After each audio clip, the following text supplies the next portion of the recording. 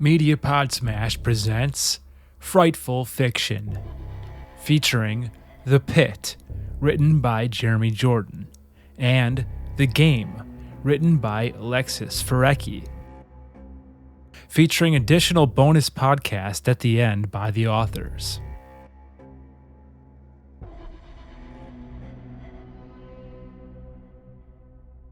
The Pit by Jeremy Jordan. It was just a crack when it all began. Do you know how many cracks we walk by daily? I probably walked by 50 alone just on the way to work in the morning. If I knew how heavy this situation would be, of course I would have taken more care. I should back up a bit. It was the summertime and we were cooking up a big event. I had just finished school, and in a few months, my girlfriend June and I were going to relocate. I'd braved enough of these damn winters. It was time for a change.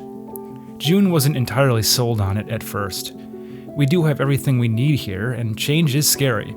True and true. I was aware of these concerns and was also very afraid, but I was also afraid of staying.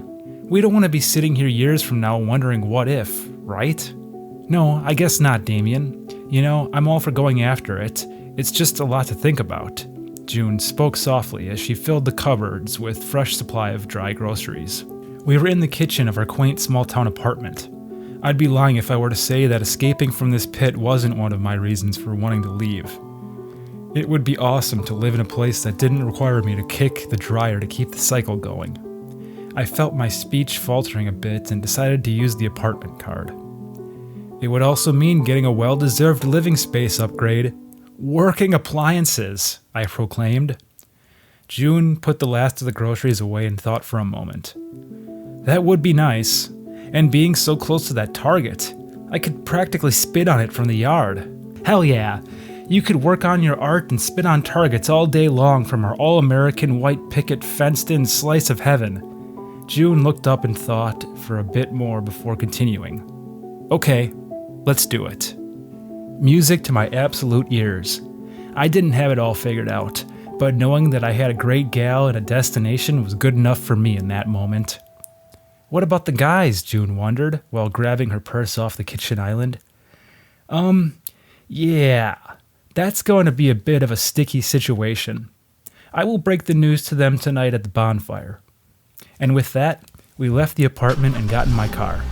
We were heading over to my best friend Carrie's house. We had known each other since childhood. He was and always will be as solid as a rock. Anything you need, he's there to lend a hand. We've been through a lot and know all there is to know about one another. Carrie has always been a constant, even living in the same spot our whole lives. When we left for school, Carrie was our anchor. Well, him and Tim, but Tim's a fucking druggie. He is not going anywhere. We'll get back to Tim though.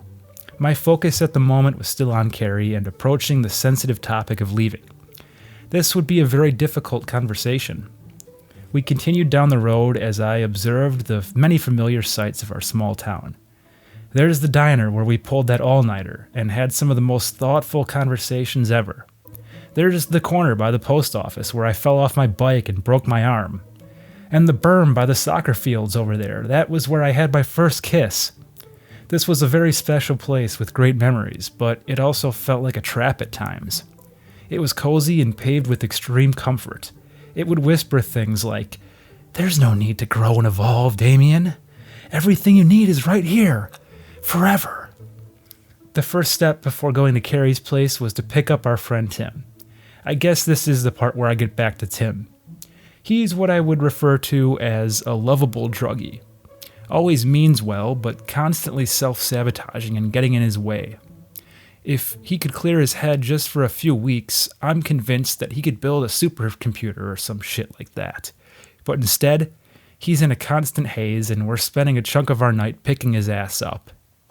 We pulled up to the front of the house and he was already sitting outside on his porch, scrolling through his phone and hitting a vape.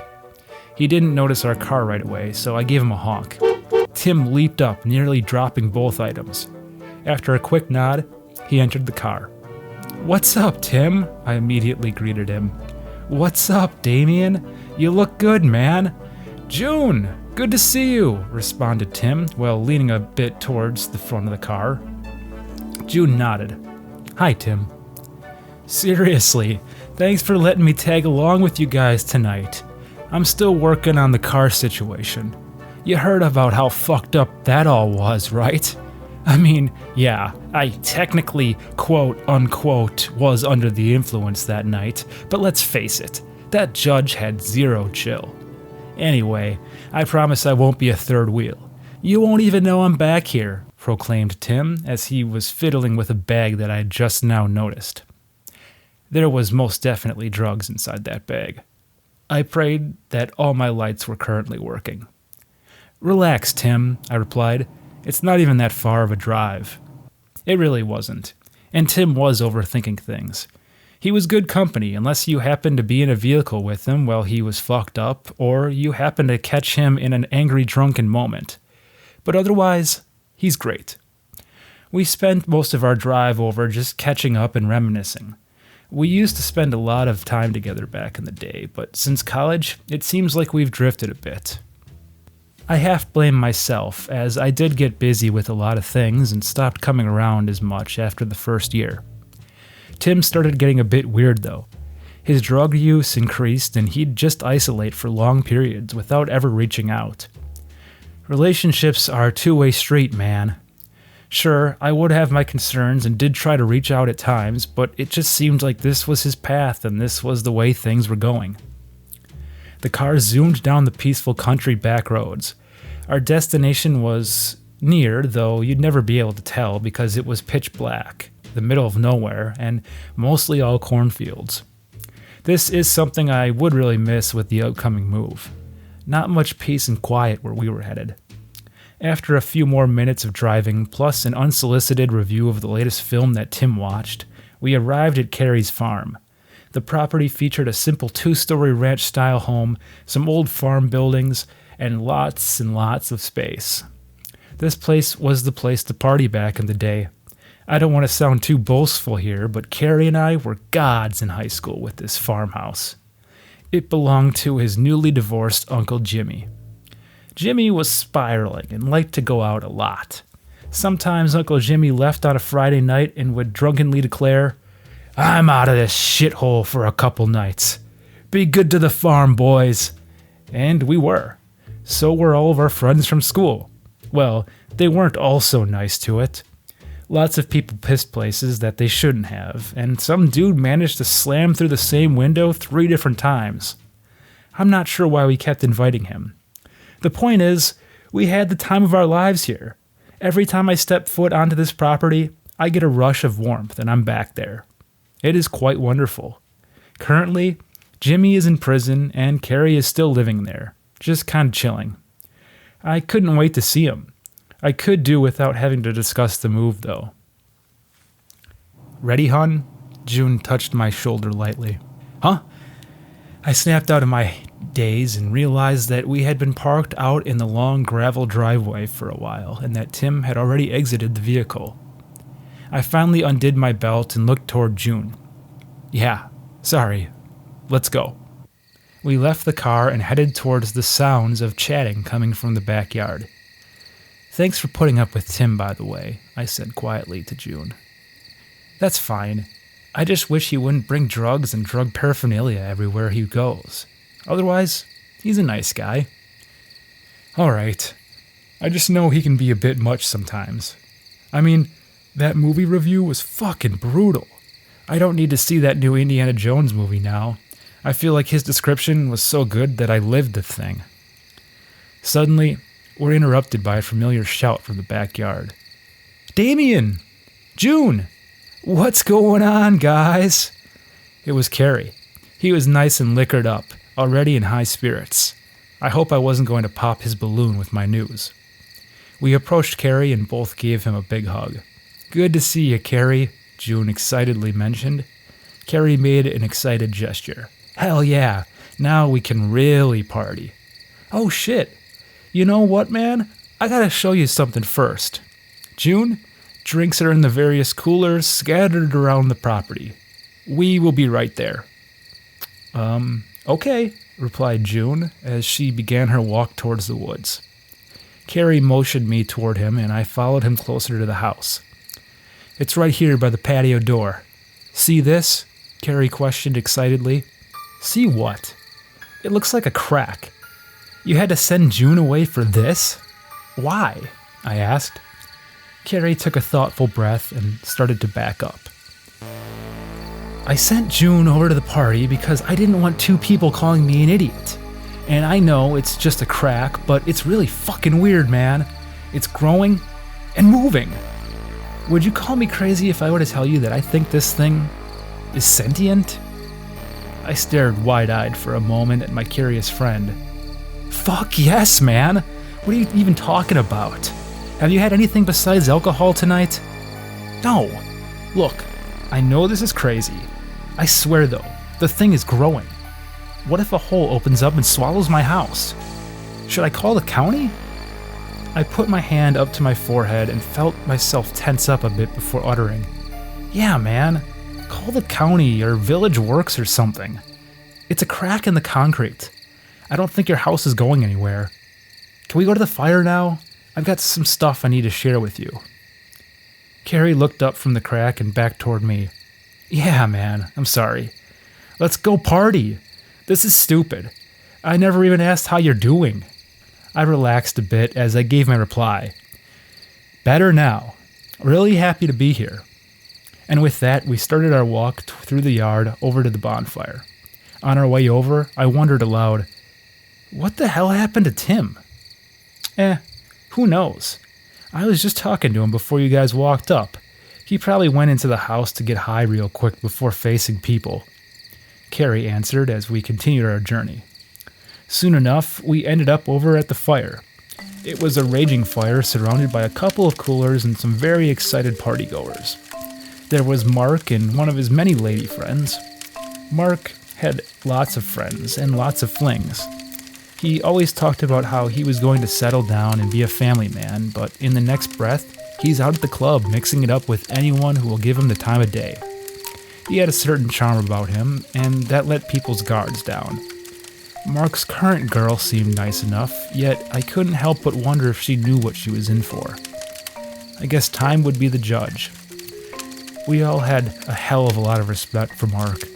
He was a great leader, who did a great job being the glue that held us all together. Mark! Good to see you, pal, I shouted excitedly as I extended my hand for a shake. Damien, this is Tina. Tina, this is Damien. He's another good friend from way back in the day. We shook hands and I took another glance around. Still no sign of Tim. Damn junkie. On one side of the fire were Carrie's cousins or something. I'm not quite sure. He had a rather large extended family. It didn't really matter though, considering they were a bit strange and kept to themselves throughout most of the night. I went to the cooler to grab a beer and sit down next to June. Carrie went over to a box holding various liquor bottles on the ground, picked up a fancy-looking bottle of vodka, and popped it open. He raised it in the air and spoke. Attention bonfire attendees! I just want to say how grateful I am for all of you. We have been through so much and have been tested so many times, but we always come out the other side, still bonded, and oftentimes stronger than ever. Oh, and if this crack in my property opens up and devours my house, I love you all, and please delete my browsing history. Mark suddenly piped up from the back. Can we get to drinking now? Of course, stated Carrie as he took a pull and passed the bottle to the next closest person. The evening continued on with lots of drinking and stories. June shared some funny memories of first being introduced to our tight-knit friend group. She described experiences as entering an alien world of non-stop drinking and juvenile grab-ass. A bit harsh, I thought, but not completely inaccurate. Later, as things started to ramp up and get a little rowdy, we decided to partake in a little bit of flip cup and a few games of beer pong. The important announcement about the move was nagging at me throughout the night. I knew I'd have to drop this info bomb on my friends soon. I was just having a really great time getting plastered with them. It was an obvious excuse, but I decided I'd wait until Tim got back from wherever he was. Wait a minute. What the hell was up with Tim? Bloop! A small white ball landed into one of my tightly packed cups. Drink, bitch! Exclaimed Carrie. Hold up. What the hell happened with Tim? He didn't quite make it to the fire, replied Carrie, as he pointed down towards the entrance of the woods. In the distance was Tim, laying on the ground against a tree. He appeared to be passed out and holding a half-eaten Pop-Tart. Shit. Guess I could no longer use the Tim excuse. I decided that after this game of beer pong, I'd call everyone's attention and let it rip. This was going to be heavy, yes. I knew we would all be able to handle it, though. Everybody would be just fine. After 10 or so minutes of me getting my ass kicked, Carrie and I headed back to the fire, where everyone else happened to be conveniently sitting. I cleared my throat, glanced over at June, and I began. So, guys, I've got something to announce real quick. I looked around my circle of friends, plus the two weird cousins, took a breath, and let it out. June and I are going to be buying a house and moving away. Nothing but silence and the formation of some small smiles. I reiterated, out of state, like far away. More silence and some smiles that retreated and turned into something looking a bit more neutral. Mark was the first to speak. I think I can speak for everybody when I say, what the hell, man? I know. It wasn't an easy choice to make, but I've got a good opportunity and we want to get away from the cold. I tried to further state my case. Come on, man. You love the cold. Remember all those great snowball fights? Carrie asked. I chimed back. Yeah, we were 6. Come on, dude. We can chill and drink by the water in perfect weather whenever you come and visit. Well, when the fuck were you planning on telling us? I kind of thought now would be a good time. I took a pause and tried to collect my thoughts as well as think of what to say next. I really didn't foresee things going like this at all. Mark, always the one to try to smooth over the situation, spoke once again.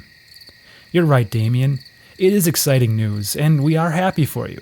Right, guys? I think we are all just processing this. Really, though. That's awesome. Congrats. Thank you. We are very excited, I responded. I appreciated the words, even if Mark didn't wholeheartedly believe in them. I then looked over at Carrie, who I was the most concerned about. You good? Carrie took a drink from his can and looked at me. Yeah, man. It's gonna suck, but good for the two of you. Yeah, it sure will, but thank you. I have a feeling we'll still be seeing plenty of each other. And from there, we kept drinking and tried to continue on with the evening as normal. I could tell, though, that Carrie was affected by the news. He was too quiet, not acting like his normal self. I knew he'd be upset. I guess I just expected a bit more joy. When things wrapped up and the final log was burned, I started my walk back to the cars with Carrie. It was just the two of us as the others went on ahead, carrying coolers and chairs. Along the way, I nudged a half-dazed Tim. Come on, Sleepy, time to go. After walking a few more feet away from Tim's resting spot, Carrie stopped me with a strange question. So, was this her decision or yours? I was taken aback. Fuck you! It was our decision. I don't know why you have these hang-ups about June, and I don't really know why you're acting like this, but at least I thought you'd be happy for me. The last thing I expected was for you to imply that my girlfriend is a controlling bitch. Carrie looked down at the ground and sighed. Yeah, you were right, man. I'm sorry. It's just a lot to take in. We've done lots of shit together throughout these past years. And we still will, I insisted. It'll just take a bit more coordination than before. Carrie nodded in agreement. Yeah, that's true.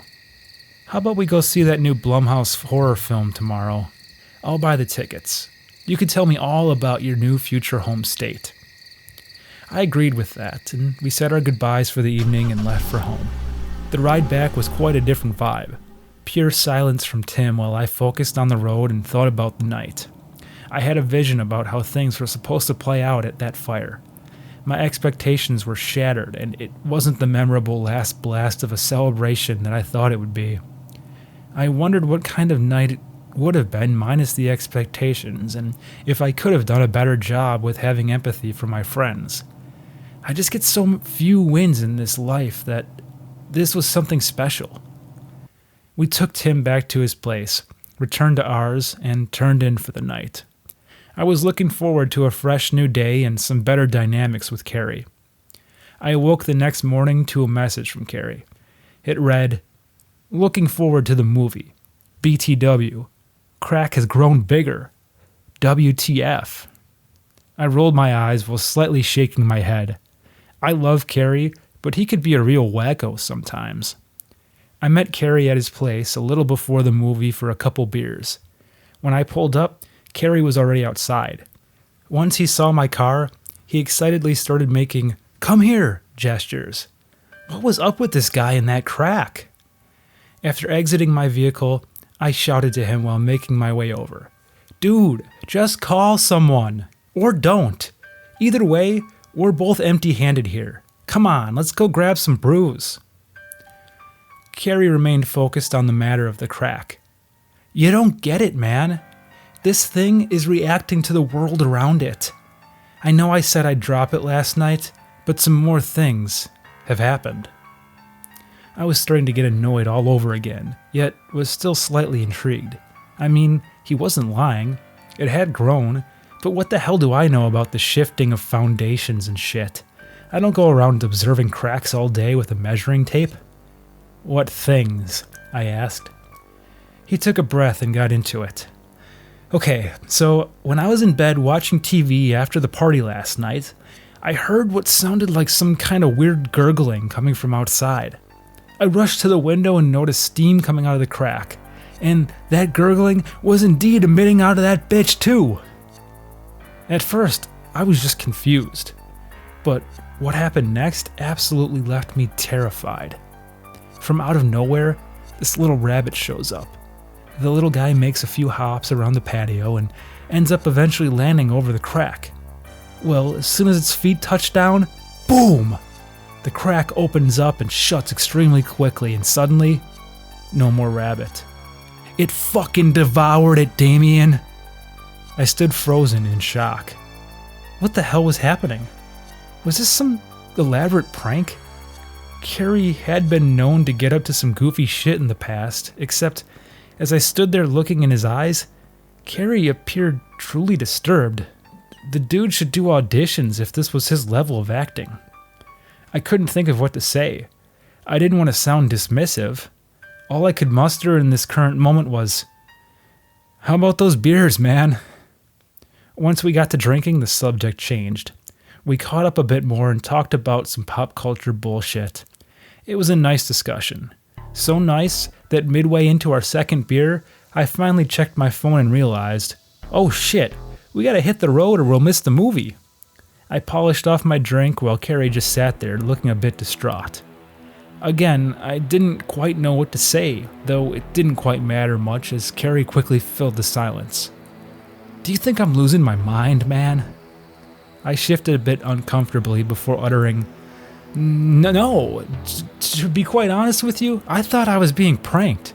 When you were telling me about what you saw, you looked so haunted, and in this current moment. You alright? We could just skip the movie.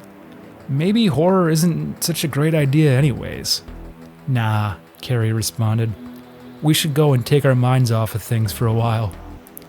I stood up and replied, Alright, let's roll out. But one thing I want to tell you is that I'm in your corner on this. If that's what you saw, then that's what you saw, and we'll just have to figure out what the fuck to do about it. Carrie nodded and stood up without saying anything else. We then took off for the movie. We were late, but with 30 minutes of previews and corporate bullshit shoved down our throats, it didn't much matter. Horror did end up being a bad choice after all. An immediate feeling of dread enveloped us as we were exiting the theater. It was quite a nervous drive back to Carrie's. I was a little torn on how to feel about this whole thing. What if something horrible was waiting for us back at the house? When we pulled up, everything appeared to be the way it was when we left, minus one detail. There was the addition of Tim, standing over the crack with a cigarette in hand and pretty dirty-looking clothes. We both rushed over to him. "Tim," I started. "What the hell's up? The party was last night, remember?" Tim took a drag of his cigarette and said nothing. "How did you get here?" Carrie wondered. "Walked," Tim replied. Tim had a history of doing a lot of drugs, wandering off and ending up in weird places. I had to admit, though, that Tim appearing in this place out of all possible random places made it extra weird. I pressed him for more information. "Well, what are you doing here? How long was that walk? A couple hours?" Tim simply put his right pointer finger to his lips and made a shh sound. He whispered, "Don't you hear it? It's calling for us." "What is?" I demanded. "The pit. The energy is undeniable. It has already been opened, and now we are too late." I looked over at Carrie. "What is this, man?" "I don't know!" Carrie shouted. "I have nothing to do with this."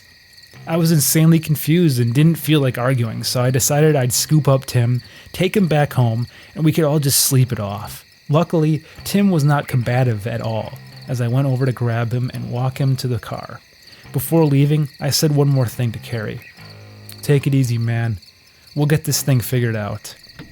We parted ways as I made it back home without further incident.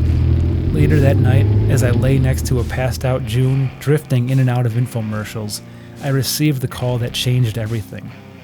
The call came in around 3:30 a.m. You know what they say about late-night calls. Never anything good. It was Carrie, and indeed something truly awful had happened. He told me that he had awoken to the sounds of loud gurgling and weird chants. When he rushed over to his window to look out at the crack, Tim was standing there, the same position as before. He was just looking down at it. This time, though, it was slightly more open with the same red glow emitting from it. He shouted Tim's name from the window, but it was useless. Tim just looked over at him, gave a slow wave, and jumped inside. After that, the pit closed back up and the gurgling stopped. What in the serious fuck was going on? Later that day, I had planned for another meeting at Carrie's place, much to the disappointment of June. "What about dinner? This is 3 nights in a row now at Carrie's. I thought we'd get to spend this one together." Normally, I'm a pretty level-headed guy, and for the most part, we don't have a lot of fights. For whatever reason, though, in that moment, something came over me and I snapped. "Yeah, well, maybe there's things you don't understand. We'll be seeing each other constantly after the move. I'm sorry that my friend of over 3 decades needs me at the moment." June started walking into the other room with a parting shot. "Whatever. Go have fun." I don't claim to be an expert in much, but I could say with a lot of certainty that June did not want me to have any fun that evening. I pulled up to Carrie's and things got heated immediately. He was standing outside already and rushed over to me as soon as I pulled up. He pleaded with me as I exited my vehicle. "We've got to call the cops, man."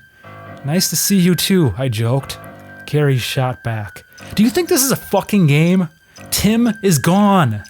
I slammed my car door an inch closer to him. "No, I don't. We are not calling the cops, though. Let's face it, Tim was a bit nutty and had a history of just wandering off." Carrie's face turned to horror. "What are you saying?" "Tim went missing. That's all I really know. That's all you really know too, right?" I questioned. Carrie's face continued to twist and contort uncomfortably. His response was very quiet and delayed. "Are you insane? Do you realize what you're asking me to unsee?" What was I doing? This was not me, yet at that moment I couldn't stop. It felt right. I pressed on. I understand that it must have been horrifying. I get that. But dude, if we go to the cops, what the hell are we gonna say? The demonic pit got him? They'll put us both on the #1 suspect list or throw us both in the loony bin. Carrie continued to silently stare. I don't know if he was waiting for more or just thinking. Either way, I filled the void with more chatter. and things are starting to take an upward turn in life. I don't need anything rocking the apple cart. Shit. I immediately regretted filling the void. Carrie took a couple angry steps towards me. I put my arms up, readying my defenses for an attack. Instead, it was a barrage of words. I see what the hell this is all about now, Carrie huffed. It was always about escaping and the new place. You don't give a flying fuck about us, or Tim, or this town. I shot back in defense.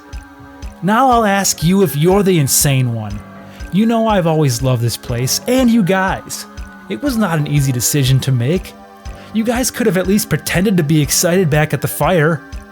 We both stood in awkward silence for a moment. Carrie finally broke it. Let's just call it a night. Without another word or even giving me a chance to say anything, Carrie turned toward the house and walked away. On my way home, I could have sworn that I passed by a familiar-looking car. It looked kind of like Mark's car, but that wouldn't make much sense. Where the heck could he have been headed if it were him, I wondered. Maybe there was another big bonfire party somewhere that I was not aware of. When I headed home, June was already asleep, which was for the best. I would have had no idea what to say. I slid in bed and tried to get some sleep. When I finally did pass out, I had nightmares about the pit. I was stuck to a lawn chair, just a few feet from the pit, being forced to watch it consume everything and everyone. It made horrible noises and glowed that familiar red color. There were so many bodies tumbling in, being consumed, and equally as many chilling screams. I couldn't do a single thing. I just had to sit and watch. When it ended, I shot up with a gasp to an empty bed. I rolled over to check the phone on the side table and was greeted by a few missed calls from Carrie and a message from June. Out shopping. I didn't want to call Carrie just yet, but I didn't know what else to do. The past evening's events were so heavy that I wished the whole thing was just a giant nightmare, but I knew the truth. When I arrived at Carrie's this time, Carrie was not alone. He had invited Mark over and was deep into trying to explain the situation as I exited my vehicle. So what I'm saying, I guess, is this pit is evil, I could hear Carrie explain as I grew closer. They both took notice of my presence and Carrie quickly pivoted. Oh, hey man, I was just telling Mark about our situation. I tried to hold back, but I couldn't help myself. Why? Carrie quipped back. Maybe because Mark is our friend? He could help us with this, and also because your mighty plan has been no plan. I could feel a rage start to bubble and brew from within. I took one decisive step towards Carrie and raised my voice. So sorry that I didn't wave my magic wand and say my incantations. What am I to do? Maybe we're shitty people that pissed off an evil pit and this is just our fates. Mark finally chimed in. Okay, what's going on, guys? Is this some kind of gag? I turned to Mark, still with a bit of anger in my tone. Oh no gags here, Mark. Just horrifying reality. And now thanks to Carrie, it's your problem too. Just then the pit began to gurgle and moan. See? I questioned Mark. Holy shit, muttered Mark. Yes, and Carrie thinks that if we just team up, come up with a game plan, and what? Defeat this thing? I wondered. Again, better than what you've come up with, Carrie snapped back. I continued to volley. And again, what would you like me to do? My advice? Move. Or start making some sacrifices, because that thing seems pissed. Great. Thanks for the help, Carrie sarcastically quipped. I turned around without another word and left. I didn't want our rich history to be dissolved, but I didn't know what the fuck was happening. This thing was truly unexplainable and evil. The idea of leaving everything behind and following through with the move seemed selfish, though what was the alternative? I didn't think anything could be done about this. When I arrived back home, June seemed rather cold. I had been spending a lot of time with Carrie since the fire, and she was immediately happy to remind me of that fact after I tried to initiate a conversation. I considered just trying to tell her what was going on, but I thought that no matter how articulate or detailed I was, or how much she loved me and trusted me, it wouldn't be enough. It was just too bizarre. Instead, we fought in the living room for over 20 minutes before I had decided to call it quits. "I can't take this shit anymore," I yelled to June, admittedly a bit louder than I had originally intended. June screamed back, "Go on, just leave again. You're starting to get real good at it." "Yeah? Well, the alternative is more fighting. Is that what you want?" I asked. "Of course not. You know those aren't the only two options. Just tell me what's going on, Damien," June pleaded. I stared at June, deep in thought. I so badly wanted to. But come on. "June, a giant pit opened. It reacts to us. It is evil and sentient. Oh, and our drug-addicted friend was somehow overcome by the thing and jumped inside to his fucking death. Like I said, too bizarre." I turned toward the door and started my exit. "I'm so sorry, June." Leaving would prove to be something that I'd regret. June deserved to know the truth, even if it was batshit crazy. Maybe it wouldn't have changed a single thing. Who the hell knows? I didn't have a plan after leaving. I needed to lay low and figure out what the hell I was going to do. There was a moment where I imagined just heading back, profusely apologizing to June, and just expediting the move. Sure, it could be viewed as a selfish move, and I did get that, and I got where Carrie was coming from. But when does one realize that enough is enough and that you are fighting a losing battle? We didn't know what this thing was. That night, for whatever reason, I didn't follow through with that plan. Instead, I got myself a room in a sleazy motel and settled in for the evening. I didn't mind the stains on the wall or the non-working television set with rabbit ears. I didn't even mind the potential of roaches because I was exhausted from all the chaos. I laid out on top of the bed without bothering to climb into the covers. My head hit the pillow, and I was out. I had another dream about the pit. It was a bit different this time, though. I felt no feelings of dread, no bad feelings at all. I felt warmth. I sat on the same lawn chair as before. I wasn't stuck, but I didn't want to leave. The pit was fascinating. The horrid gurgling sounds were now replaced with angelic tones. It was hard to describe. It was like ASMR on steroids. I saw the pit for what it was, no visual tricks. Yet, for whatever reason, I couldn't look away. After a little while, the tones faded, the pit slowly closed, and I awoke to the bright sun bleeding through the shitty ripped curtains. What the hell was that about? I turned to check the phone. It was 6 in the morning. I decided that I'd head back to the apartment and grab some supplies. If I was quick enough, I could get in and get out before June was even out of bed. I quickly readied myself and left for home. I still had no idea what I was doing. I just knew that the little bit that I left with wasn't going to cut it.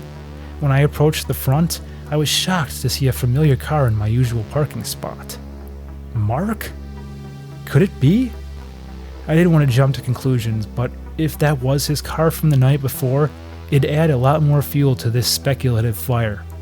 There was only one way to find out, I guess.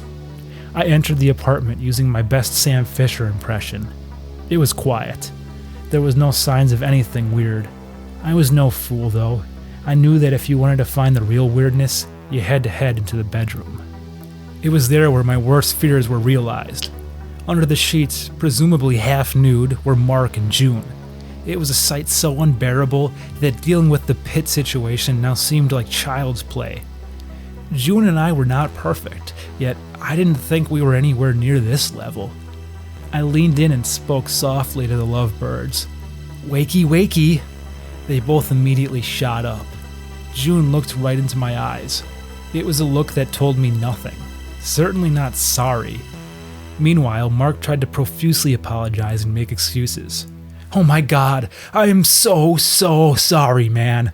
June was going through some heavy stuff, and well, it sounded like you were nowhere to be found." I didn't want to hear any of his nonsense. "You are a fucking scumbag, dude." That's all I had. I could have gotten into it more, pressed him harder, and maybe bitched June out too, but instead, I just left.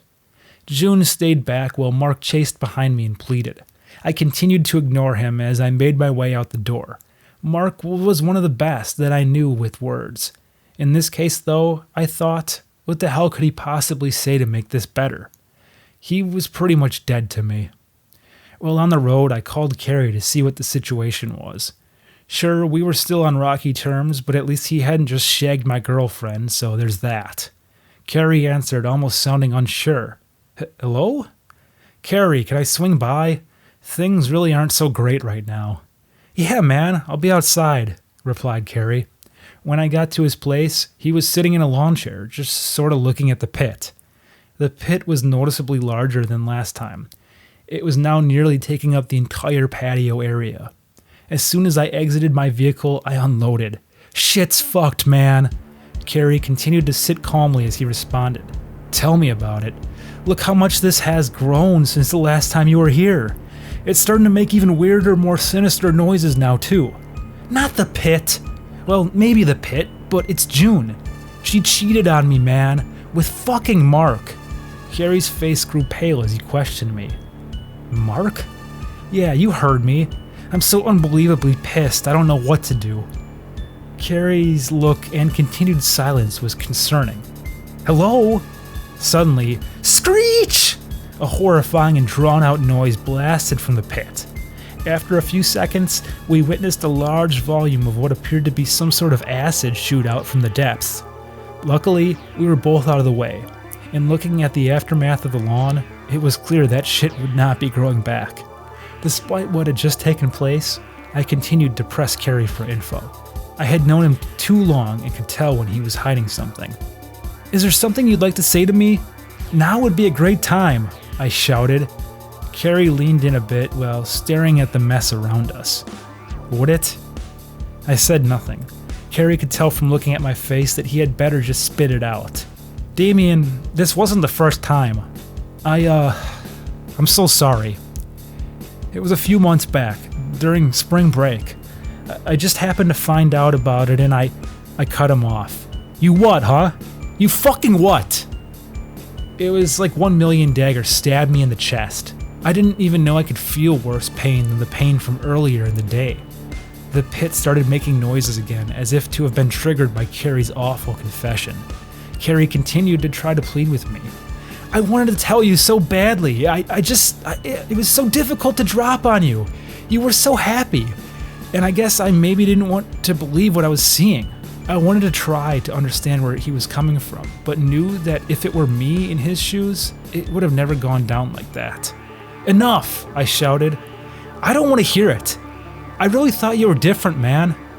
Carrie sat in silence with a sorry look on his face. I took a step back and observed the pit and messed around the yard once more.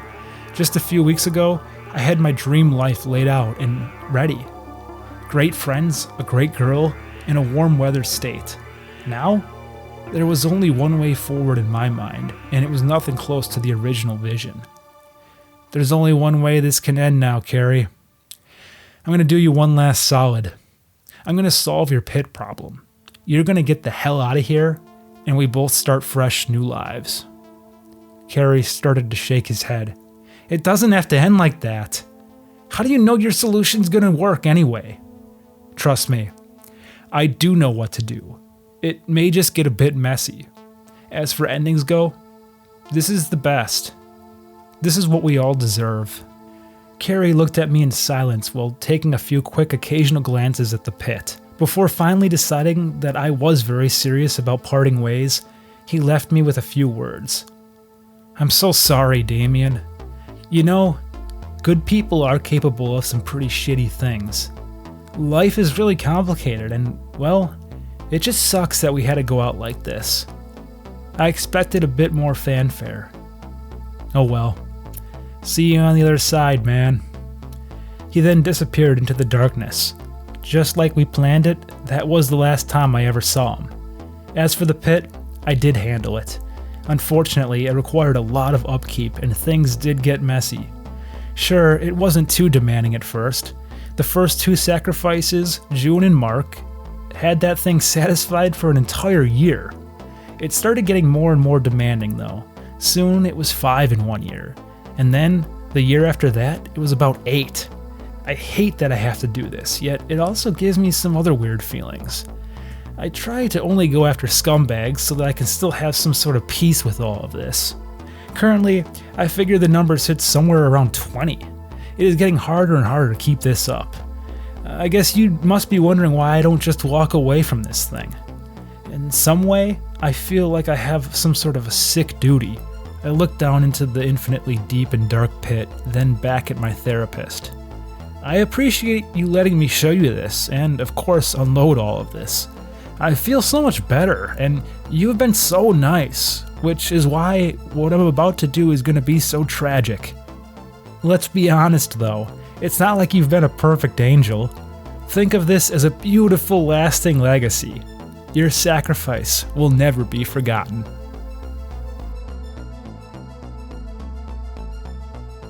The end. Before. I hate this fucking commune, Zeke shouts with his arms outstretched like a soaring eagle. Sloan and I laugh as we watched our best friend spin in a slow circle, arms spread wide, yelling like a madman. I smile to myself as I remember the day we became inseparable. Life on a commune isn't always easy, and when Zeke first arrived, he took it really hard. We don't have the luxury of electronics or indoor plumbing, which is a huge shock to most people when they move here. Boredom gets the best of all of us, but more so to the people who aren't used to the lifestyle. It's like they don't realize what they're getting themselves into. One day during Bible study, Zeke threw himself to the ground screaming. Miss Lydia rushed to him and rocked him until he was calm. Later, during free time outside, I saw Zeke sitting under a big oak tree, staring off into the distance. I walked over and sat down, neither of us saying a word. After a while, Miss Lydia rang the bell for us all to come back inside. As we started walking back to the school, Zeke slid his hand into mine, and ever since that day, he became my best friend. Sloan has lived in the cabin next to mine since before I could remember. She's my best friend, and I love her fiercely. We do everything together, and once I introduced her to Zeke, they too became fast friends and eventually lovers. Whispers around the commune were that I must be jealous, but the truth is that I was happy when they came to me and told me that they were together, even if I did feel left out sometimes. Zeke starts shouting again, and I bring my thoughts back to the present, pinching my fingers around the joint Sloan's passing me. Before I take a hit, I decide a proclamation is in order. I stand up from my perch over the cliff and shout into the abyss. "Thanks, Mom and Dad, for the endless amounts of marijuana!" Sloan grabs my hand and yanks me back down next to her. We're giggling like hyenas now as the THC starts to hit us. I take a drag and lean my shoulder against Sloan's. We're sitting on the edge of the cliff on our 1,000-acre property, mine and Sloan's feet dangling off the edge. Our nightly ritual is in full swing. Each evening, Sloan, Zeke, and I sit on the cliff looking out at the bloody, bruised painting of the horizon, getting high and being extra cautious not to take life too seriously. Our parents are certified hippies that have rejected the inevitable gentrification that would eventually displace us and decided instead to start the happiest place in the world, Willow Farms. In the grand scheme of things, I suppose our parents really believed they were doing the right thing. But for this new generation of kids they've raised, we're not so inspired. The adults in this place are the very definition of hypocrites. They are as controlling, if not more so, than the government they're running away from. With little effort, it's easy to see what the happiest place in the world has become: a cult. In some ways, we're wildly fortunate to live here. The land is practically untouched except for the small spot that Willow Farms takes up. It's like living in our own country being out here. I just wish we had running water and electricity. Sloan bumps her shoulder against mine, yanking me out of my reverie. I refocus my gaze when I notice something shiny in the distance behind her shoulder. I stand quickly, knocking Sloan over in the process. "Hey, watch it, Sarah," Sloan says, laughing. I'm not listening to her, though. I jog quickly down the rocky path, slipping on tiny round rocks as I approach this thing. I can't make out what it is that's catching the last of the daylight. I slow down as I get closer, my mind losing that euphoric high. I shout to my friends, "Hey, do you guys hear that?" But I don't hear their reply, because the noise has become deafening. It's so excruciating, it's indescribable. I slap my hands over my ears as I approach the towering rock where the shine came from. I look up and see a box that is sticking out of the rocks, so I uncover one of my ears and pull it out, but it's stuck in there. With both hands this time, I pull as hard as I can, causing my stomach to turn from the mental and physical exertion. At last, it pulls free, and all at once the noise stops. With gratitude for the immediate silence, I hug the box to my chest and take deep breaths to calm my stomach.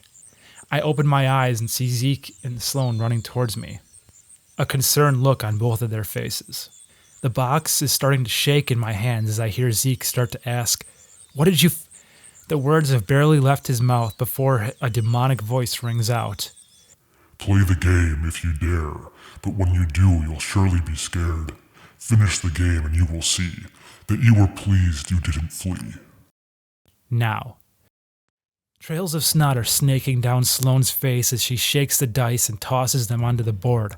The dice clatter together before rolling away from each other. Snake eyes. Sloane's beautifully crafted marble character automatically slides 2 spaces on the board. The game begins to speak. "Eye for an eye, tooth for a tooth. To end what is coming, you will lose your youth. Don't be afraid, it's just a game, you see. Pull out your eye teeth, it'll set you free." Before my eyes, I see Sloane's face age what looks like 50 years. I gasp as I see her skin become a wrinkled road map that I hardly recognize. She looks up at me and says, "Sarah, I think something's wrong. What did the game mean by that? I'll lose my youth?" I grab a hold of her hands and feel the paper-thin skin that's taken its place. "Look down at your hands, Sloane," I say quietly, unable to look her in the eyes. She looks down at her hands. All the while, my left eye is watering as I resist the urge to pull it out. Wordlessly, she rises from the ground. I look up at her and see her face is a blank mask that reveals no emotion. Her beautiful green eyes are black orbs that reveal no color now. She's in a trance. I watch her walk across the shed floor and pull a pair of pliers from the pegboard above the work table her dad built. Without warning, she inserts the pliers into her mouth and rips her eye teeth out. It's over so quickly I barely register what just happened. My screams are so loud it feels like my vocal cords are tearing. I jump up and rush to her, pulling the pliers away and throwing them to the ground. I cup her face in my hands as blood pours from her mouth. She's still in her trance, so I slap her in the face hard. Stunned, she places her hand on the angry red mark I left behind. Tears well in her eyes, and I see that she's back to me. I flood with relief as I pull her in for a hug.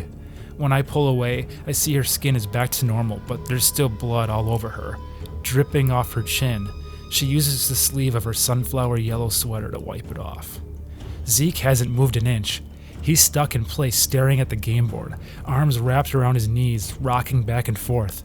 He's whispering to himself, and I'm afraid he's losing his mind. I approach him and ask, "Zeke, are you ready to roll the dice?" I'm surprised how quickly I'm accepting the horrible things this game is making us do to ourselves. If I'm being honest, I'm less afraid and more curious. Zeke, on the other hand, isn't taking it well. We need to finish this game quickly so everything can go back to normal. If he loses his mind before the game is finished, I'm not sure what will happen to us. "Yes," he says quietly at first, then clearing his throat, he continues. "Yes, I think I'm ready." "Okay, good. Take deep breaths, Zeke. Let's keep going," I say, as I hand him the dice. Sloane sits herself down across from him. I'm sitting to his left. He takes a deep breath and throws the dice, rolling an 8. When the character lands on the space, the game begins to speak. "Lucky for you, she did succeed. So in return, here is a lead. Look in the place where you felt the most pain. If you tread carefully, then surely you'll gain. But before you do, there's a price to pay. Kill your best friend. It is the only way." My flesh breaks out in goosebumps as I look up at Zeke and see his eyes glaze over, and now I know the game has control over my best friend. He levels his eyes to mine, and before I know it, his hands are around my throat, strangling me. Instinctively, I try to pry his fingers off of me, but his hands are like a vice around my neck. His eyes show no recognition that he has any clue who I am. This can't be the end, I think to myself. He's squeezing me so tight I start to see spots. Suddenly, he lets go of my throat and grabs handfuls of my hair. I feel several strands tear out of my scalp as he starts to bang my head against the ground over and over again. I can feel myself start to lose consciousness when I see Sloan slam into his body, knocking him off of me. I'm so relieved that I can feel a fire building in my chest, and I think I know what I have to do to make him stop coming after me. I jump up and run to the board, using the delay to my advantage. My heart is beating so fast I can feel it slamming against my ribcage. It's almost painful. As I approach the board, I kneel down, grab the dice, and throw, my breath catching as I wait to see if this will work. I roll a 3. The game once again begins to speak. Naughty, naughty, you rolled too soon. Keep this up, and it will be your doom. I always forgive once, you see, so this is your last chance to set yourself free. I look up in time to see Zeke closing in on me. His eyes are still blank, but his expression is filled with pure hatred. I'm terrified that he's going to kill me, but I need to know what the game's next clue is going to be. I run to the pegboard and pull a hammer from it and turn around in time to bring it down, caving in the top of his head. The sound smacking his skull is similar to a club hitting a golf ball. It was nauseating. I throw away the hammer and fall to my hands and knees, retching. Sloan is kneeling next to Zeke, feeling for a pulse. She looks up at me, tears streaming down her face, and she says, "He's dead, Sarah! Zeke is dead! You killed him!" My body is visibly shaking. What just happened is making me ill. It wasn't supposed to be like this. I thought that if we played the game, it would all be okay, that we would eventually be rewarded. Instead, I killed my best friend. Unexpectedly, the game speaks again. I told you once there was a price to pay.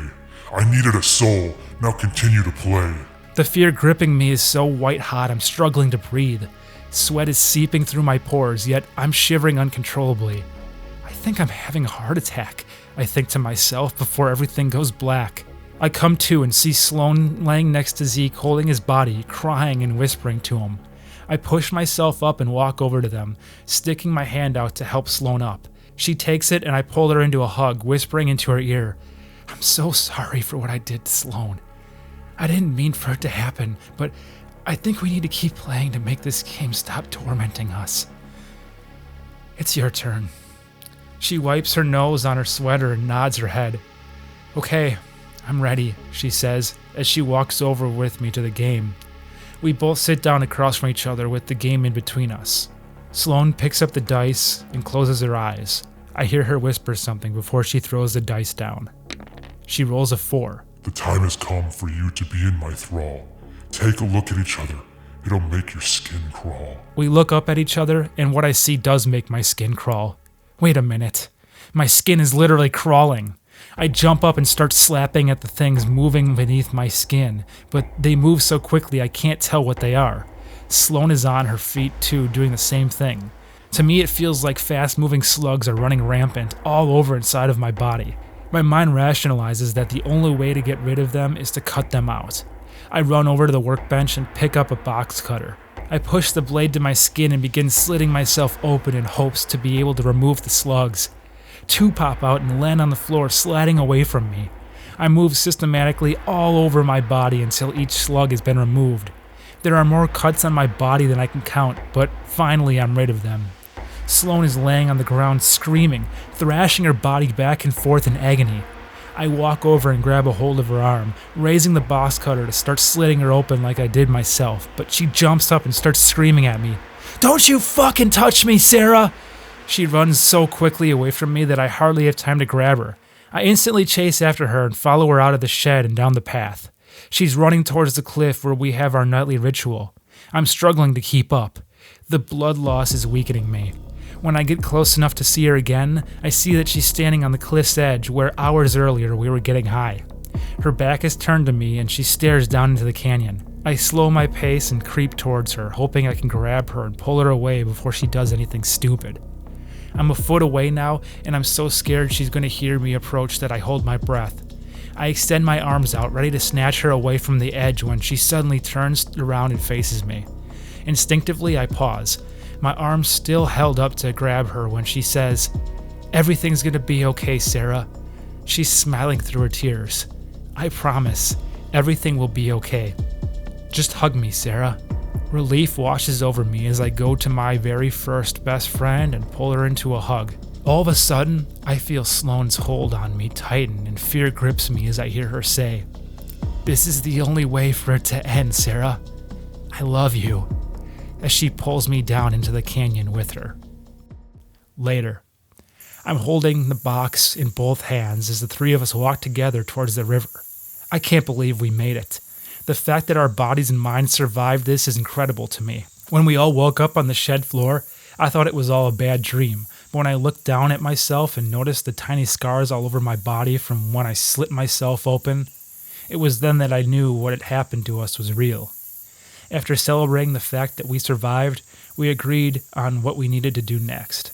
As we approach the river, the three of us stop and watch as the sun comes up over the horizon. We're silent as we contemplate what had just happened to us and the prices we had to pay for the reward we were given. We thought the reward would be monetary or something, but in reality, the reward was actually the value of our lives. Playing the game has taught us that we can go through anything and come out better people for it. I see life through a different lens now.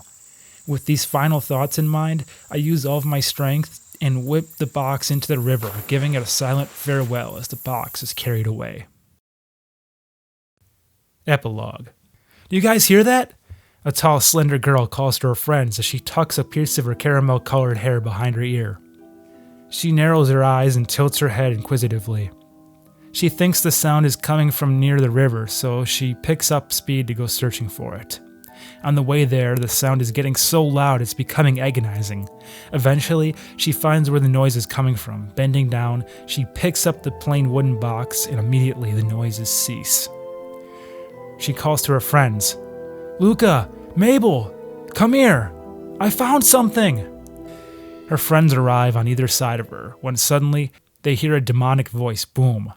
"Play the game if you dare, but when you do, you'll surely be scared.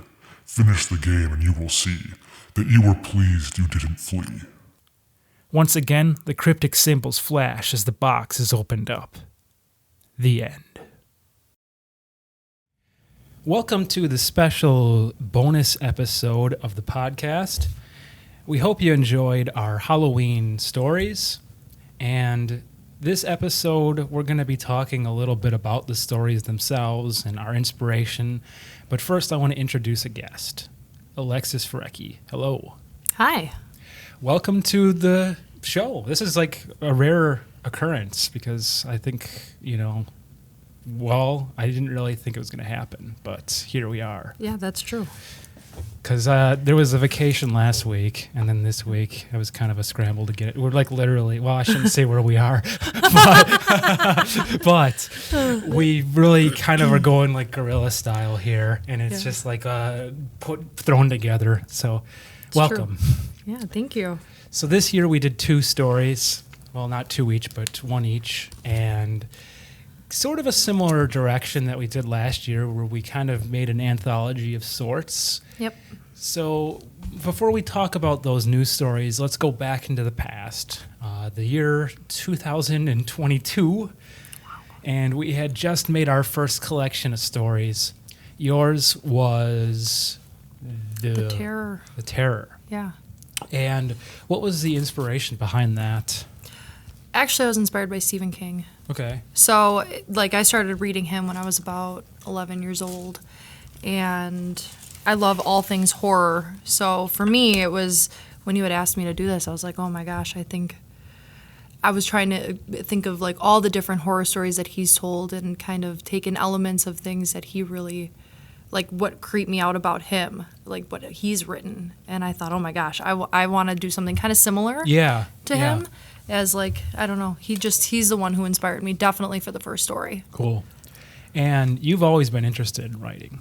Always. Yeah. Yep. Yeah, I started when I was, oh my gosh, I bet you I was probably around the same age, 11, and my dad had gotten me my first computer. Okay. And cool. I had a loft bed, and my computer was underneath my bed, and every single day, I would type up stories on my computer, and I was going to be a famous author, and I was going to write a letter to Stephen King so I could meet him one day, and very ambitious child. Yeah. Well, it's never too late. That's true. So don't hold your breath, Stephen King. It That's could possibly right. So yeah, it's cool because I definitely have similar vibes. I've always been interested in writing, and we talked too about how we've always got like the constant like pages going, just randomly scattered throughout the house. Like that's the typical writer thing of just like notes everywhere. And so yeah, I definitely feel you on that. And I think what inspired me originally for the first one was, well, first I kind of wanted to have them all sort of fall into this umbrella of being cryptids. Yep. And I think it just happened to work out that yours already was that. You already had the idea, and then it was like, oh, well, we've already got these other creatures, so that's a happy coincidence. Yeah, I agree. And then from there, the rest of my story was sort of inspired. What I like to do, I'm really inspired by coming of age stories. Like every time I write something, there has to be some sort of sprinkling of a coming of age tale without fail. Like, so this particular one was about two friends who kind of came together during a summer, and they went to go hunt for the creature, which is not unlike something I probably could have done in my childhood. Yeah. So there's definitely some experiences there. And then some other characters I wrote were definitely based on people that I know. Like there's some you run into a lot of zany characters in life. And I think if you can't somehow like commemorate them somehow through like a page, then like it's a shame. It's a damn shame. Yeah, I agree. So yeah, that was my inspiration. I feel like I'm kind of rambling here, so now I'll move on to the next part. And I will ask you before we move on to the new stuff. Like, how did you feel upon the release of the first one? Nervous? I was kind of a combination of being nervous and excited. I've never written anything that anybody's ever read or seen. So for me, it was kind of nervous that what if it's a flop? What if to me, I'm like, oh, that's amazing. And then somebody else hears it and they're like, that was terrible. Mm-hmm. So it worked out really nice. It made me feel a little bit more confident in my writing after it was released. Because then so many people had listened to it, and then that person had asked me to go on the radio station. Right, yeah, that's a big one. Water. Yeah, so yeah. That was very, like, I was like, wow, actually somebody likes what I write. Cool, okay. Yeah. So then after that, I felt a little bit more confident. Sure. And then I was excited. Yeah. Like but it gives initially. you the validation. And yeah, exactly. Initially, though, very nervous. Yeah. You don't want to write something and people read it and be like, oh my gosh, she's weird. Yeah, I totally understand that. Yeah, it's really tough putting yourself out there. And like you said, if it's the first time, then it's equal or even more. Oh, tough. absolutely. It's like holy shit. Yeah. Like, yeah. So that's cool, and that's awesome that you did it. I'm so glad that we had an opportunity to collaborate and do this and see it pay off. Like it's always kind of cool to like, I mean, the writing is one thing, but then the process of sort of like selling it, I guess, is like a whole nother ball game, and it's like. Definitely. It's rewarding in its own way, but it's also like sort of like, well, geez, this is so different than just sitting there like on a park bench writing on a spiral notebook. Yes, exactly. Yep. So yeah, it's kind of cool to kind of see that, and then to know that it worked out, and then to want to keep continuing onward, and which is what we're going to talk about now, our latest works. So we took the year off in 2023, basically. I mean, we didn't really do... I still did some Halloween crap, but didn't do a marathon, and certainly didn't do any writing. So we were kind of jonesing for it a little bit this year, I felt. Like, it had been a while since we did something like that. And so the idea behind this one was more of like a general anthology, I would say. Like, me personally, I was kind of thinking along the lines of like a creep show / Tales from the Crypt kind of thing. Yep. And so our stories are a little bit more generalized. It's not like we're focusing on a creature or a special event. It's more like this is just a scary story. And possibly maybe there's going to be a lesson, maybe not. I mean, that's sort of been the edge, I think, a lot of those anthology short films had going for them. There was always sort of like, oh yeah, this guy's gonna get his comeuppance, and you'll take something away. Like, we shouldn't do this. Right. Yeah. So I did try to go for that a little bit with mine, but if you don't take anything out of it, well, that's okay too. It's just kind of a fun horror story. Yeah. But what was the inspiration behind yours this year? I was actually not inspired by anything horror, which is funny, but I was inspired by Jumanji. Oh, actually. That's great. Yeah. So. Not a horror story or anything. It's like as far as like Jumanji goes, but I really like the concept that a game can like totally affect your life to the point where you have to finish it for it to be over. Yeah. So I thought that was, I kind of looked at, how Jumanji is. It's not scary necessarily, it's not like but there's stuff happening that it's like, oh my gosh, you want it to end. And so I thought it'd be really cool to do a horror story kind of based off of that, where they find this game and horrible things start happening, and the only way to end it is to finish the game. Sure. And I guess in the end it would be don't pick up random games. That'd be the don't pick up a random game you find and start playing, because it could potentially be really dangerous. So that's probably what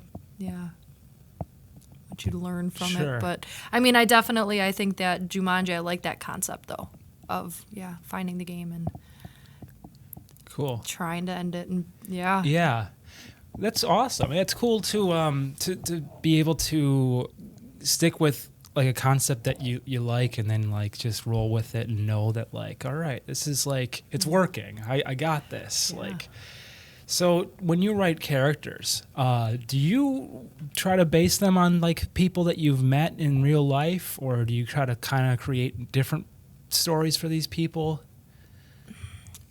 I guess I would probably say that I do not try to base it off of people that I know, only because I feel that what if I harness that character too well, and they're like, hey, wait a second, that sounds like me, so I try not to actually do that. I try to make them a very unique, like their own person. Yeah.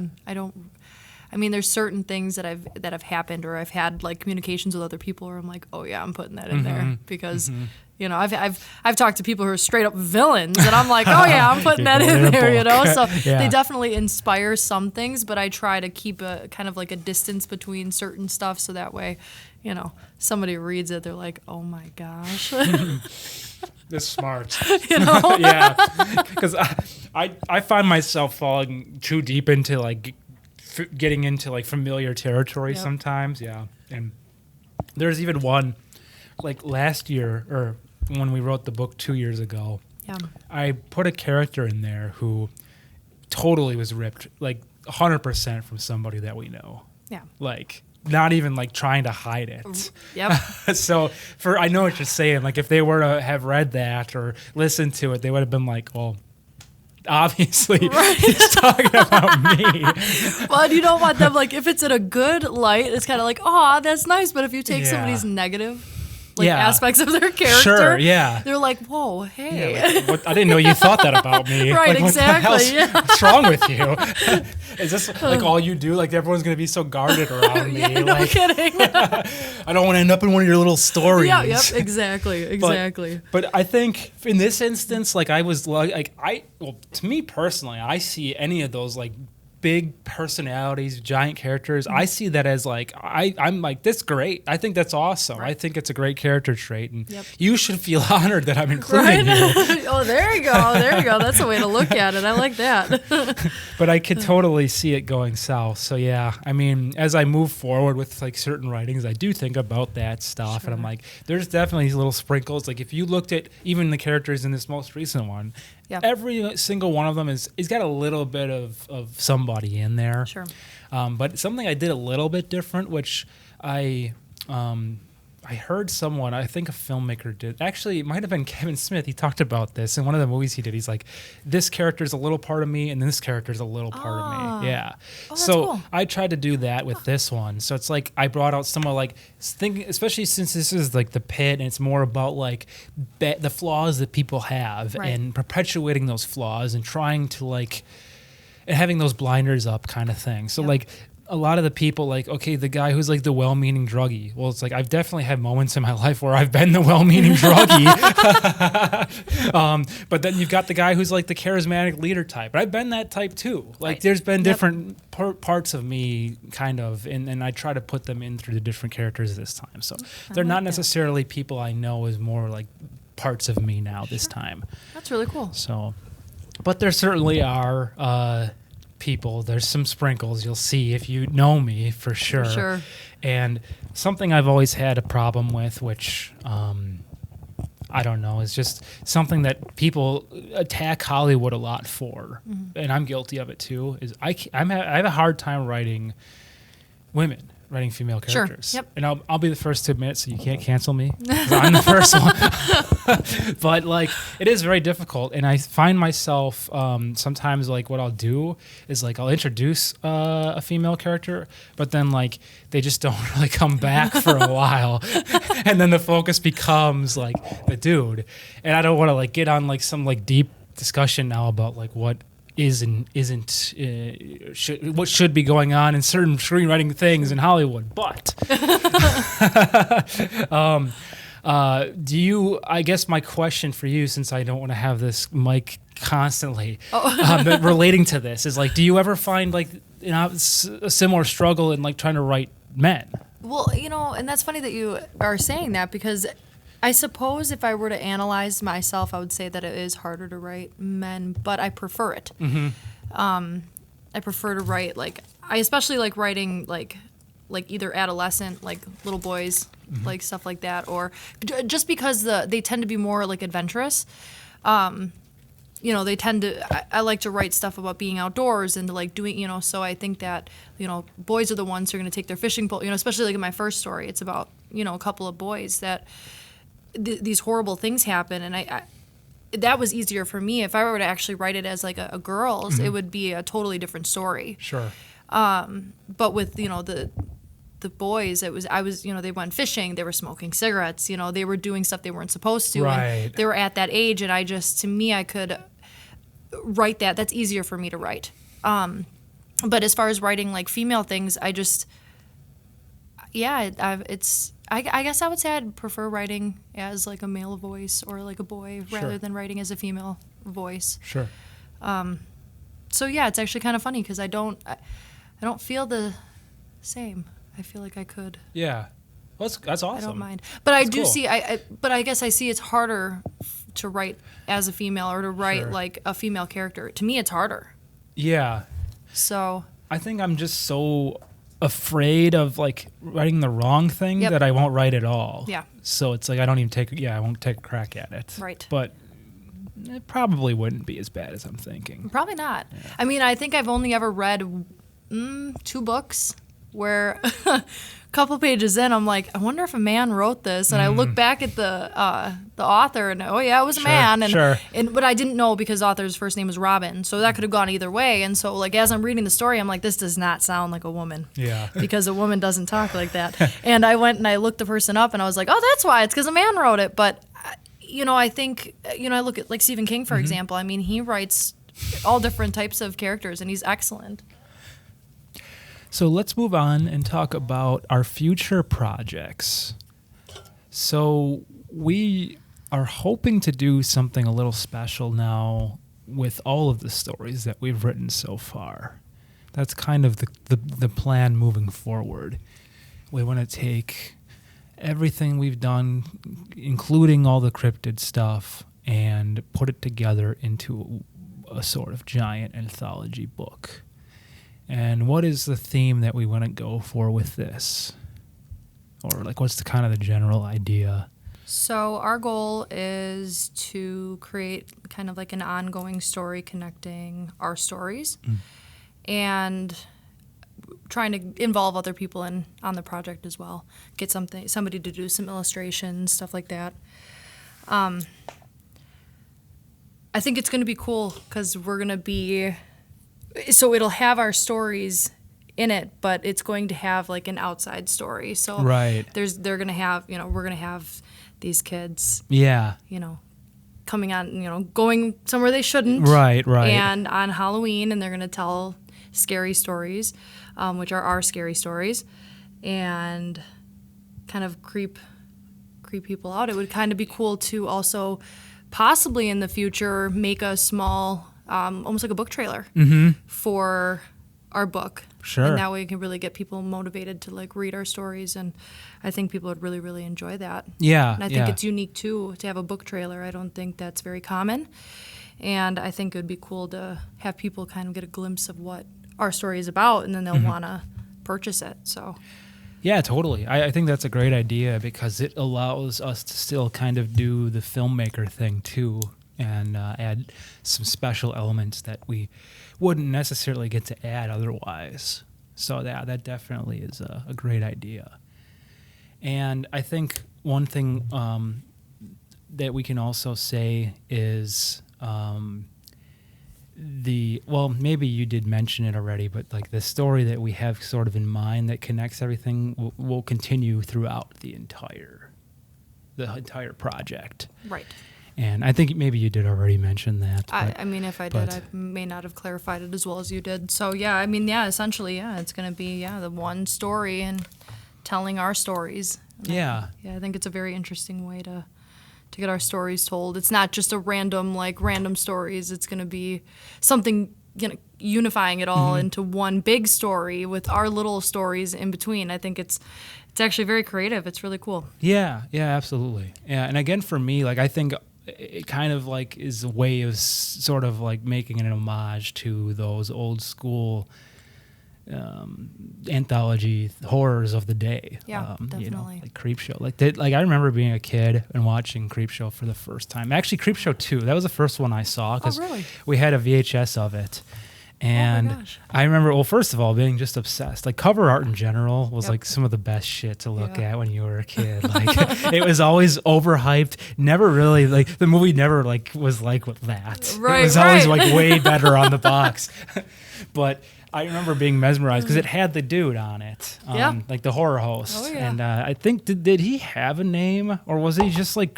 He wasn't the Crypt Keeper because that was Tales from the Crypt. It was Tales from the Crypt. Yeah, that's a good question, I don't actually. remember I'm not sure if he had a name, but I do like that there was that, creepy kind of person or thing, I should say, to kind of like move the story along. Yeah, kind of tie them together in a sense. I really like that. Yeah. Super cool. And the mix of like the animation with the actual shorts in there, like that was really unique. I mean, there wasn't a lot of stuff like that. Yeah, I agree. And it helped that it was like famous filmmakers involved in all of them. Oh, I mean, that was a big part of it. Oh, yeah. Yep. But I know. I remember I watched, we used to watch the first one. I didn't even know there was a second one for the longest time. Okay. I think we watched the second one. Gosh, I bet you I was probably like older, like 14, 15, before I realized that there was a second Creepshow. Okay. And I was like, there's a second one. We watched that, and it was great. And I know that in my family, we've always really liked horror, and we watch a lot of that kind of stuff. And I think that to me was probably the most fun horror-wise. Yeah. I wouldn't say it's like so scary that you're too afraid to watch it, but it's scary in an interesting way where you want to watch it because you want to know what's going to happen. Especially like in Creepshow 2 with the raft and having that, like, oh my gosh, what is going to happen? Yeah. So I kind of want that same feeling for this anthology. I want people to like read it and to be like, oh my God, not necessarily so scared, but just like, you can't look away. You want to know what's going to happen next. And yeah, I think it's cool. Yeah. And it's funny you mentioned the raft because I was actually kind of thinking a little bit about that when I was writing The Pit. Oh, really? Yeah.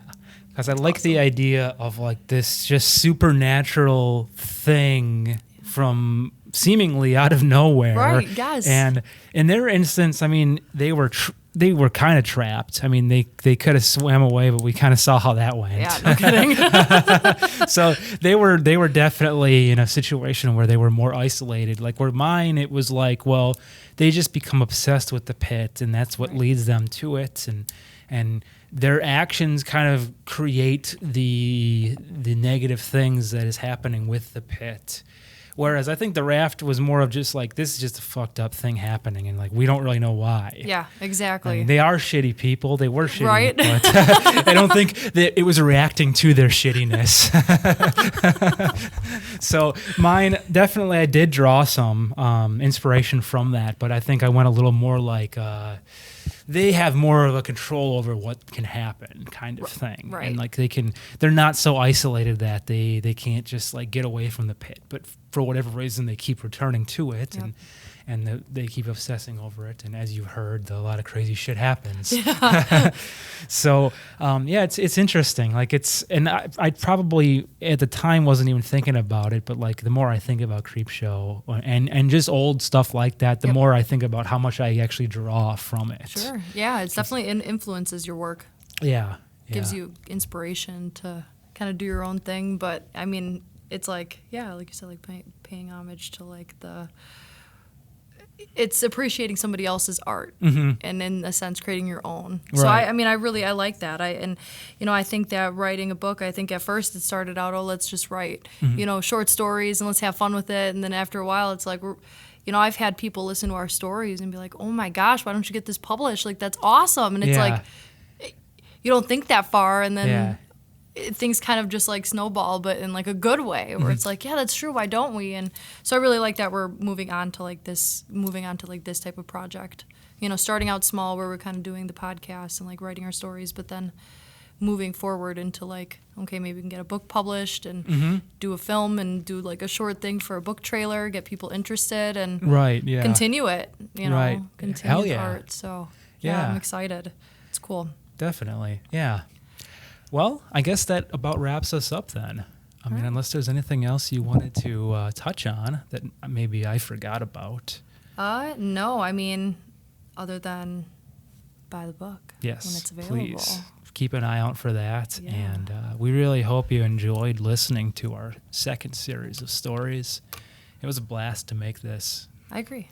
And thank you so much for being a part of it. Thank you. I mean, this would have never even come to fruition unless you were going to say something to me. And so I think it's really cool. I've always been scared. So this has actually kind of brought me out of my comfort zone. Well, that's awesome. It's great. I'm glad we were able to do it. And I'm a big believer in collaborations when it comes to art and projects, and just, I mean, like the ability to come together and then like look back on it together and be like, we did that. Yeah. Like, yes. I mean, it's like almost like sometimes it's funny. Like I look back, I know we're trying to wrap up, but I'm going to go off on another tangent because I'll look back sometimes and like, I'm sure we've had this discussion, but like on stuff that you write or even like an editing project, you wake up the next morning after a long session and it's just like, holy crap, like this happened.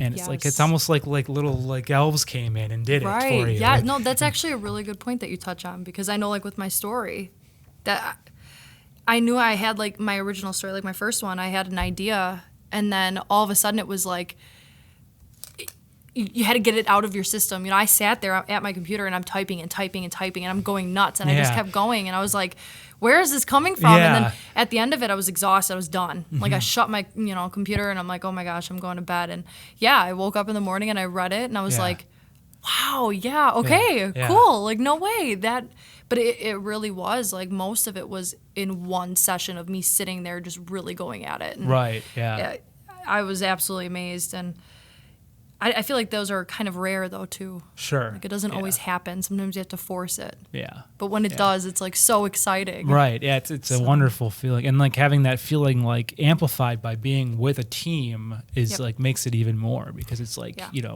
you know what went into it. Yeah. Like, Yeah, exactly. yeah.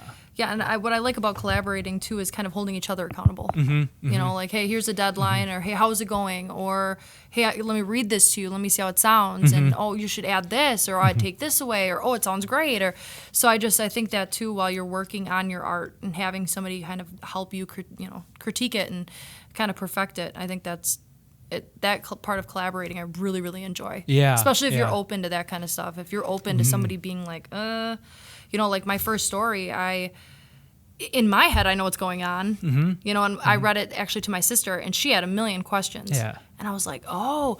And so, like, I'm answering her questions, and I'm typing it into my story, and I realized how much I was missing, because I can see it in my head, because I'm making it up. But as Yeah. far as other people, it was like, oh my gosh, there were things that I was missing. Right, yeah. And once I added those in there, the story was so much better. Right, And yeah. I really like that. I think I like working with someone rather than doing it solo, I guess. So, yeah. And that's cool that, like, you're able to listen and not have like any sort of like what am I trying to say, like, like intense reaction, I guess, to it, because it's like it is hard to leave your ego at the door. Yeah, no, and that's not very want to true. like go back at someone and be like, you know what, I don't think you understand the vision. Like, maybe you're the one with the problem. Yeah, it's I guess it's funny because unless somebody were to tell me like, oh my gosh, that was horrible. Yeah. Like, throw it away. Right. Without you any did- further construction. Yeah, it's like, oh my gosh, don't it just Yeah. that would probably really, that would break my heart. I'd be Yeah. like, oh my gosh. But to have somebody be like, I love it, but what about this? And it's like, oh, okay. And so I also think it's probably the approach. Yeah. How somebody approaches you too. That's when true. it comes to critiquing. Yeah. Or if it's unwanted. Oh yeah, for sure. If I come to you and I'm like, hey Jeremy, does this sound okay? And you're like, yeah, it sounds good, but then somebody else is like, oh my gosh, that sounds terrible. It's gonna be like, well, then asking you, Yeah, So that too yeah. is like, if I'm not asking for it, and yeah, I don't know. Yeah, that makes a big factor. But yeah, it's cool, and I think I could definitely see many more to come. Definitely. Don't exactly have a solid plan yet, but We'll get there. Yeah, yeah. So I guess for now, we'll say thank you very much for listening, and keep an eye out for our special physical copy of this project coming out. Probably it's going to be a while, but I mean, we're probably thinking like a big more project. towards like next October. I would with think so, that. yeah. So, but keep an eye out. Maybe we'll have that trailer out a little bit before then, and we can get some people hyped up. So, Yeah. all right. Well, thank you again for being on. Yeah, thank you. And stay spooky, everybody.